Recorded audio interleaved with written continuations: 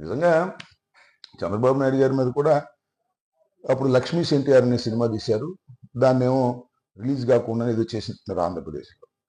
నిజంగా చంద్రబాబు నాయుడు గారు అయితే ఇంత కక్ష కార్పణ్యాలతో ఉన్నటువంటి చరిత్ర ఆయనకి ఎప్పుడూ లేదు. కానీ వాళ్ళ కక్ష కార్పణ్యాలతో పనిచేస్తున్నారు. చంద్రబాబు నాయుడు గారు పనిచేస్తున్నారంటే కంటే లోకేష్ బాబు గారు అలా చేయకపోతే చంద్రబాబు నాయుడు గారికి ఒప్పుకునే పరిస్థితి లేదు. కొడుకుని సంతోషపెట్టడం కోసం రెడ్ బుక్ను అమలు చేస్తున్నారు. చరిత్రలో రెడ్ బుక్ అనేది నీకు శాపంగా మారుతుంది. అనేక సార్లు చెప్పాను. Note it. రెడ్ బుక్ అనేది లోకేష్కు శాపంగా మారబోతుంది. ఈ రెడ్ బుక్కే మిమ్మల్ని తుదకంటూ వెంటబడుతుంది. అధికారం ఉందని ఆనందపడకండి. అధికారం శాశ్వతం కాదు.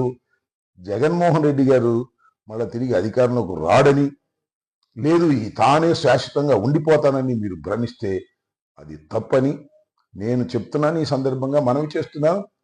ఆర్జీవి మీద దాడి చేయాలనేటువంటి ప్రయత్నం, చట్టంలో ఇరికించి ఏదో ఒక విధంగా అన్యాయంగా అతన్ని ఇబ్బంది పెట్టాలనేటువంటి కార్యక్రమం తప్పవుతుంది.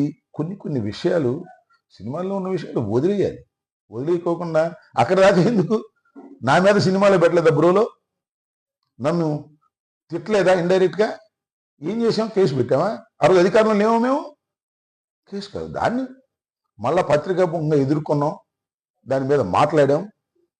పబ్లిక్ డొమైన్లో ఏదో జరుగుతుందే తప్ప ఇలా కక్షగట్టి తీసుకొచ్చి పోలీస్ స్టేషన్లో కూర్చోబెట్టి హింసించాలనేటువంటి ఒక నీచమైన ప్రవర్తనకు దిగజారిపోతున్నటువంటి ఈ ప్రభుత్వం, మరి ముఖ్యంగా లోకేష్ గారు కాస్త గుర్తుపెట్టుకోండి. ఇది మంచి పద్ధతి కాదు.